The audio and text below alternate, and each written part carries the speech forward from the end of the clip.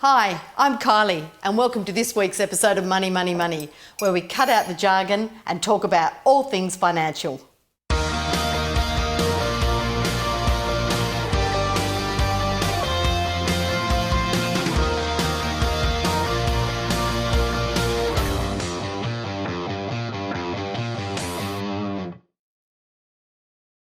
Welcome to this episode of Money, Money, Money. With talk about increasing interest rates, there's always the debate as to whether you should fix your loan or not. So with me today, I have one of the industry veterans and my good friend, Ray Hare, and we're going to discuss these issues. Ray, firstly, let's start with welcome.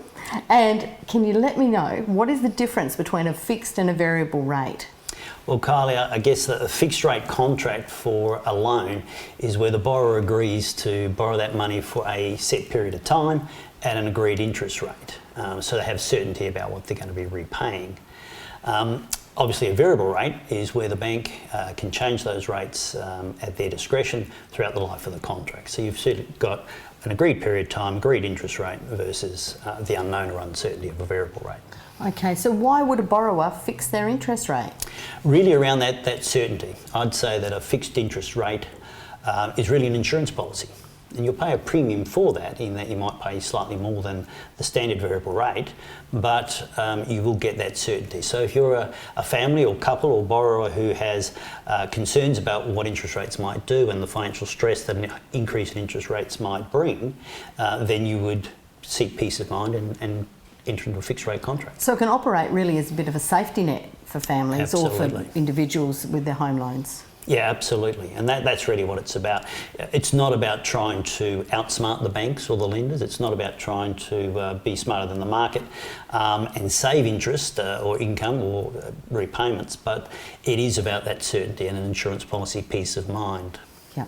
So what are the disadvantages, Ray, of actually fixing your home loan? And it really is that word fixed. It is you're borrowing for a prescribed and agreed time period. You're borrowing at a rate that you've agreed to, and if you sought to repay that loan early, you could incur break costs on the loan, and equally you may not be able to make additional repayments outside of the fixed term or fixed terms of that contract. So we often get asked the question, if somebody wants to break their home loan, the question inevitably follows is, but it'll be all right if I sell.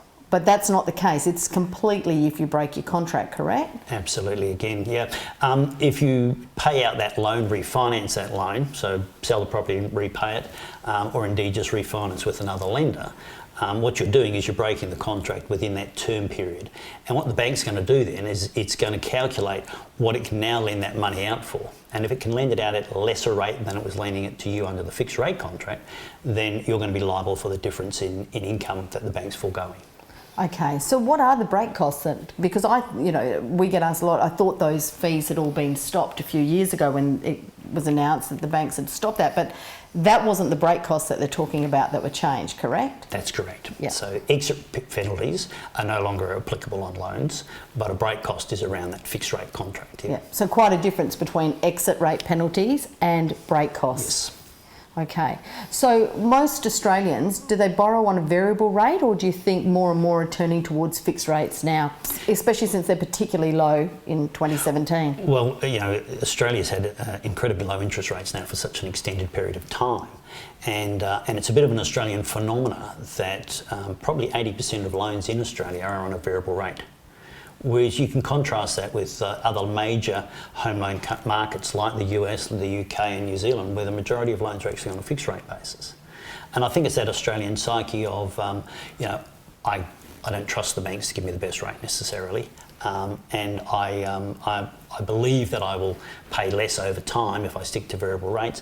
And really, historically, that can be shown to be generally the case. Mm-hmm. However, fixed rates have a very much an important role to play for certain borrowers in certain circumstances. And in some cases, or more and more, we're seeing, in particular, people are choosing to fix some and have some variable. Are you seeing more of a trend towards that? So a split loan, where something like 50-50 or some other proportion of the loan is fixed or indeed variable, that really is about sort of having an each way bet, isn't it? It's hedging your bets. Yeah. Exactly. And that's not a bad way to look at it if you are concerned about what increasing interest rates could do in terms of the financial impact, versus also having the benefits, if you like, of that variable rate, be able to make early repayments, that sort of thing. You are still locked into that lender because half of that loan or a portion of that loan is fixed. So you still have that break cost issue if you wanted to refinance or pay out the loan. Okay, but I like hedging your bets. It's not a bad idea. Exactly. So what affects interest rates, and what do you think is likely to drive rates up in the next 12 months, given we've had US elections and what inflation figures are looking like? What's your thoughts on that? So most economic commentators are saying that we can expect interest rates to increase over the next 12 to 24 months. But I don't think anyone's talking about that being a significant increase, perhaps as we experience post GFC or the global financial crisis. So what you will see is perhaps rates ticking up. Yep. So rates are basically set at the bottom level by the Reserve Bank with the official or cash rate. And that's kind of your risk-free rate that affects every borrower. Then the banks are adding on their margin for type of property being financed, type of loan, type of individual or circumstances, and of course their cost of funds, because they're borrowing not just from depositors in terms of term deposits, they're also borrowing offshore from institutional investors, etc., super funds. So they've got a variety of funding costs, and that blended cost is then going to be influencing their interest rates, if you like. So really it becomes a bit of a layer upon layer effect in terms of those costs. And that's what's going to drive rates. Then you've got, as you said, economic certainty or confidence, political, geopolitical stability or instability, and things like Trump's election are going to drive that sort of behaviour. Exchange rates will also come into it. Yeah. So one of the things, or what are the things that we should consider if we're going to fix our home loan? I think there are a couple aspects. Really it is how much stress is it going to cause on the borrower or the borrower's family if there's that financial impact of an increase in rates.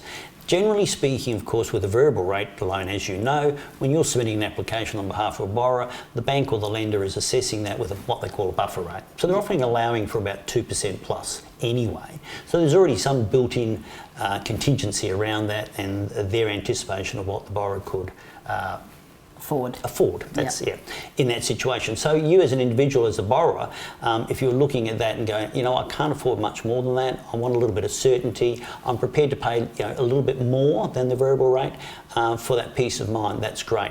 Remembering, of course, that at the end of the loan, your rate is going to revert either to a new fixed rate or to a variable rate, and if rates have gone up during your fixed rate contract, you are still going to have to be able to pay that higher rate at some point in time. So it doesn't remove it completely. Preparation for higher rates is probably key, isn't it? Absolutely. To going. Yes. Okay, that was great, Ray. So now, tell me, do I fix or not? Great question. Kylie, at the end of the day, of course, it's going to be dependent on the individual circumstances of each borrower.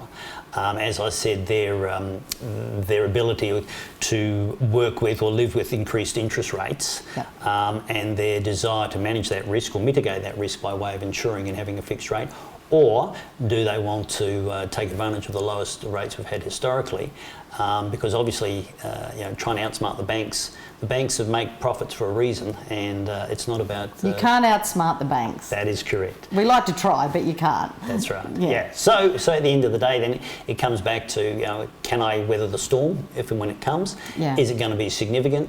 Most commentators are saying it's not likely to be a shock, but we don't know, and that's really the issue. You would fix if that unforeseen circumstance is a concern for you as a borrower. Yeah. Well, that was great, Ray, and some really great insights into that for us. And we hope you join us next time on the next episode of Money, Money, Money. Thanks for watching Money, Money, Money. If you liked this video, hit the red subscribe button. If you'd like to know more information, you can follow us on Facebook or go to our website, linked in the information box below.